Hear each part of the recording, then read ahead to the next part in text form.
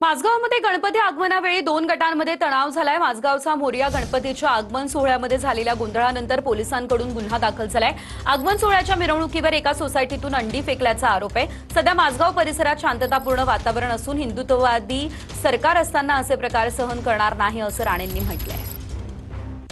ग्राफिक्सच्या माध्यमातून अधिकची अपडेट। माझगावचा मोरिया या गणरायाच्या आगमन सोहळ्यादरम्यान अंडी फेकल्याच्या घटनेनंतर मोठा वाद निर्माण झालेला आहे।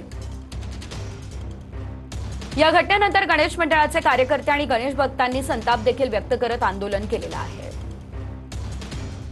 या प्रकरणात अद्याप कुणालाही ताब्यात घेण्यात आलेलं नाही। घटनास्थळाच्या परिसरामध्ये 3 ते 4 मोठ्या इमारती आहेत। त्यामुळे नेमक्या कोणत्या इमारतीमधून अंडी फेकली हे अद्याप पोलिसांना स्पष्ट झालेलं नाहीये।